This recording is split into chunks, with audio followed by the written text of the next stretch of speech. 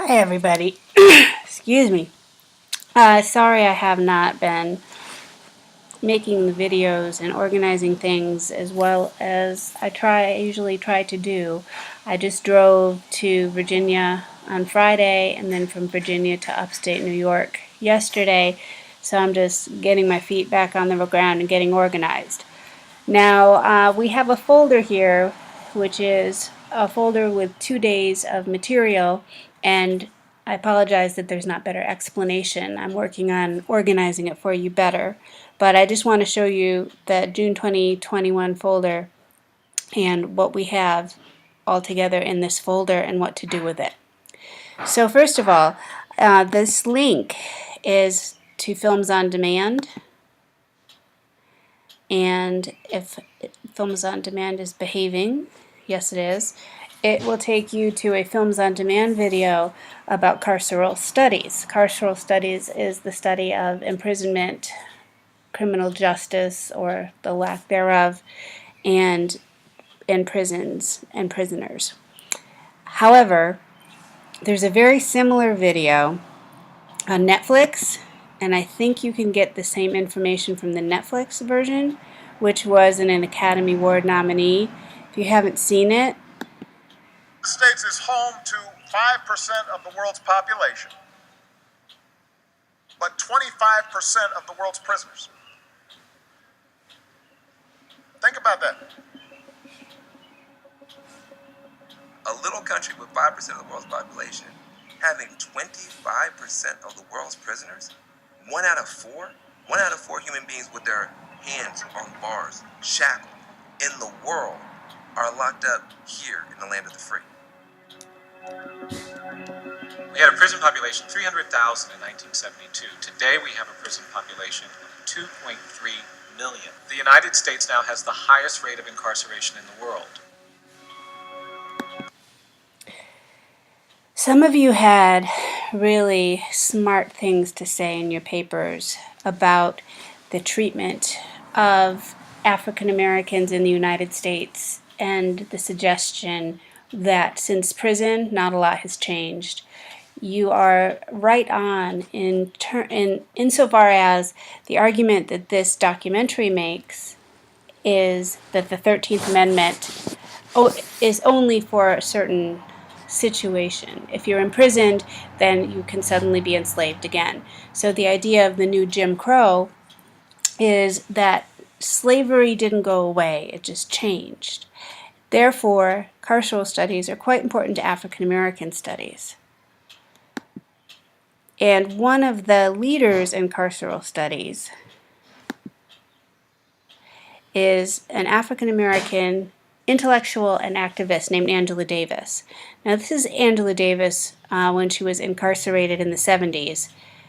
She never actually broke a law, but, you know, she was in jail and she never broke a law. Go figure. Don't get me started. We don't want this to be a 3-hour video, so I won't preach.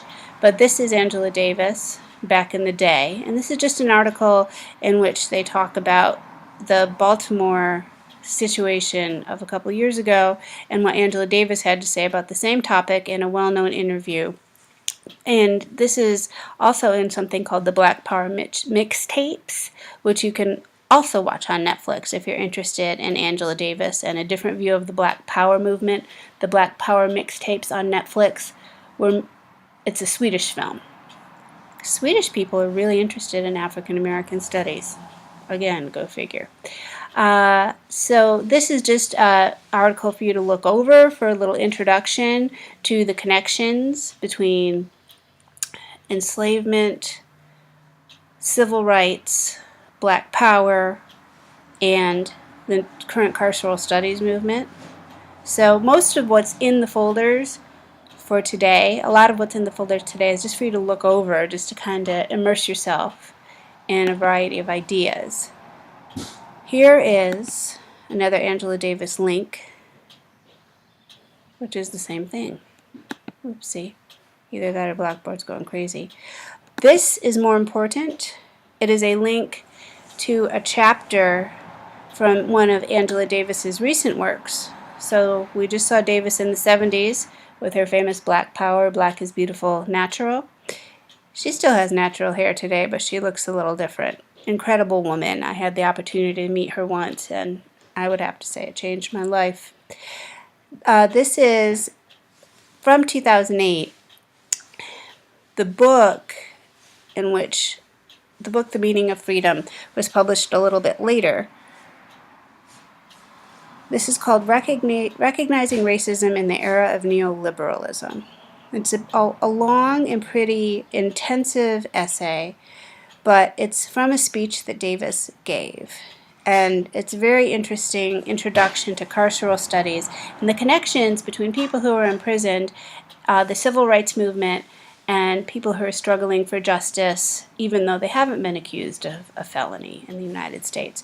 So this is a complicated article, but also pretty readable article.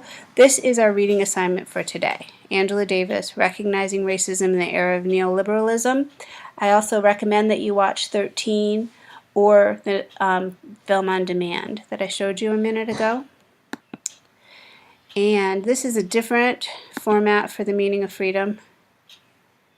It's downloadable and printable because I know some of you like to print your materials out. Oh, sorry, I lied. This is a reading guide for The Meaning of Freedom. I'll go through and label this and organize this better for you. But this is just something, as you read through it, to go through answering some questions about that article, The Meaning of Freedom. Now, the order to do things in, I would recommend watch the video, read some of the background, then look at this longer article, The Meaning of Freedom, and do the reading guide. Randomly, I have added another article from a blog, quite short, but just kind of a relevant opinion piece about what racism is and about the position that white people are in vis-a-vis racism. So, again, not that long, but very interesting information from someone who's, again, never been incarcerated, but how she might be changed by a world or by living in a country where 5% of the population, 25% of the world's prisoners, and the percentage of those prisoners that are African American is astronomically high. So that, again, this is just something to browse. It's a thought piece. And there is a carceral studies quiz, so once you have read The Meaning of Freedom, watched one of the documentaries, the carceral studies quiz helps you evaluate what you have learned. I'm going to change the order here a little bit because I have a few other documents in here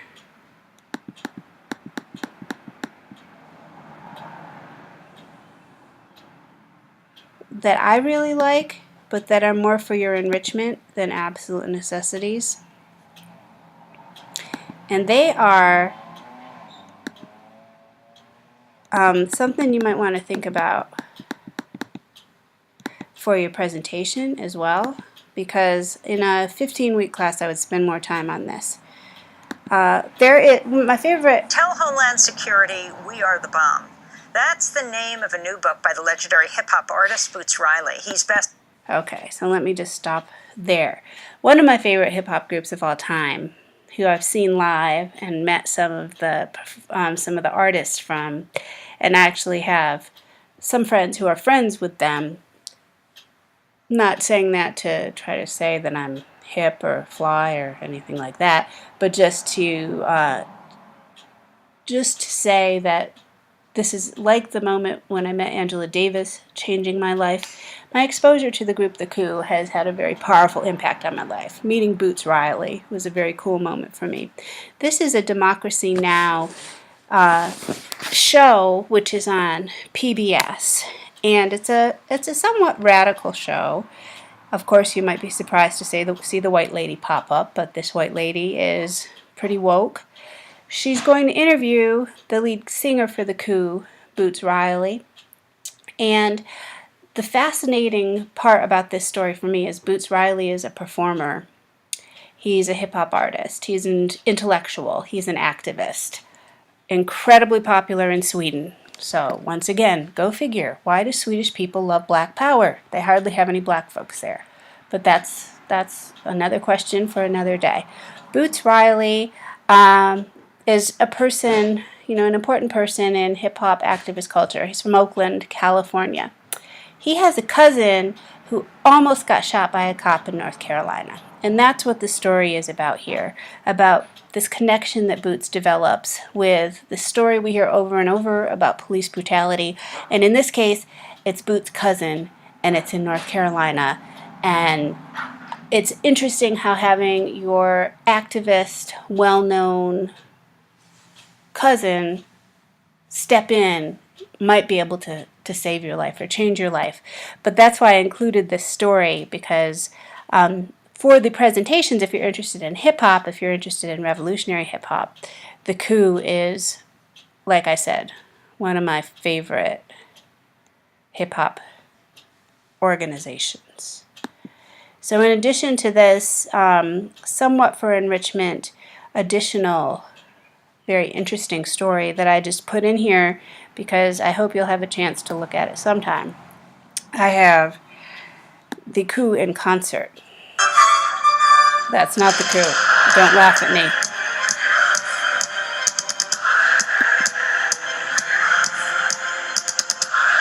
This is just an advertisement about the festival in France where this performance was bootlegged, I suppose. I'm just going to move you forward a little bit. Oh, sorry, Switzerland.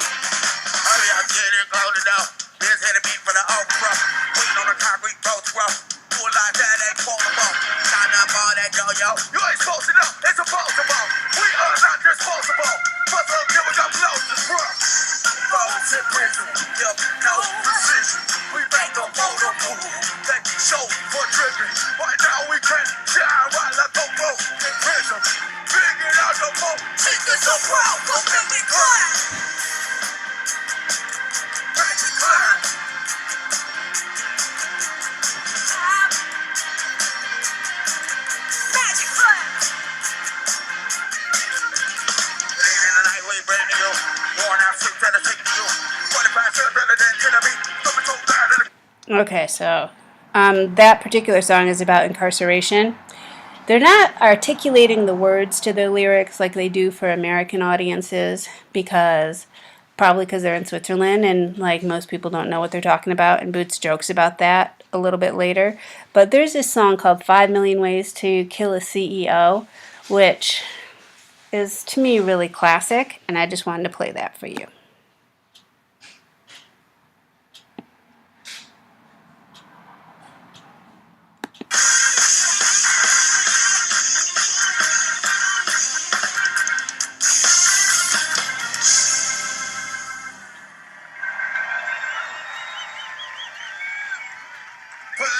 Festival.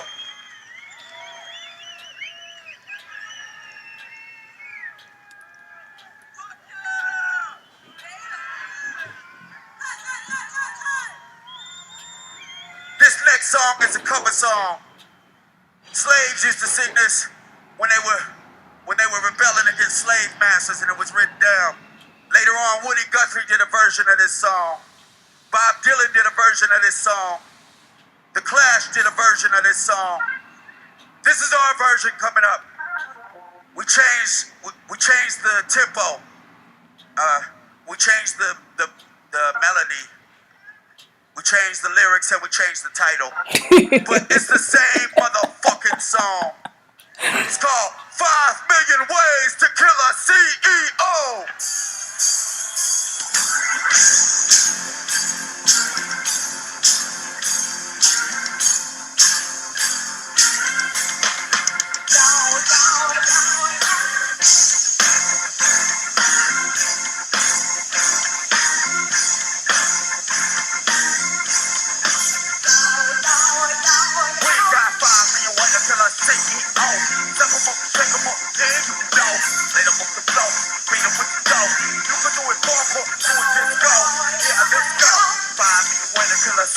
off. Step 'em up, shake 'em up, then you know. Let 'em up the flow, beat 'em with the flow. Let's go. Because the body was what you wait. On a turn debate, how to get it percolate. Fucking you, what we having just to work a date. I'ma stop till my blood start circulate. See a chaser, email, switch a trip. Did they come out, don't let tricks a trip. Did you scream and yell explicitly? For the moment you publicity. White truck, nigga, but I'm pushing picture. More than don't be riddle to your residential. Focus fuck, emails with no utensil. Keep him class with a hoe. Swag shot, half time to get the cola. For the bass with your molars on the MO. For the boat, Dalai Lama, holy rollers in the Ayatollah. Put this holding in your pocket.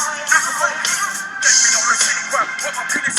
Okay, there's no auto-tune in there, folks. And he is jumping up and down, and he's as old as me, so not the best sound quality ever, but I want to give you a sense of that song. 5 Million Ways to Kill a CEO.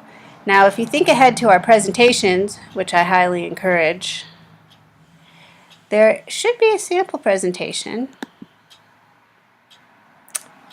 Well, bad teacher. There's a sample presentation that I made about the coup. I'll show you that in a couple of days.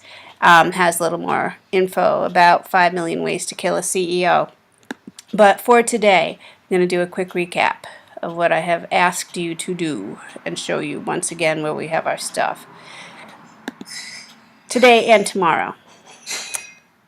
Watch a documentary, either this one or 13 on Netflix. Browse this, read a chapter from Meaning of Freedom and do the thought questions. Browse this. Here is a quiz you can take. And then, if you have time, learn a little bit about Boots Riley and the coup. So that's for Monday and Tuesday, the 20th and the 21st. I hope you've had a good start to your week. Take care.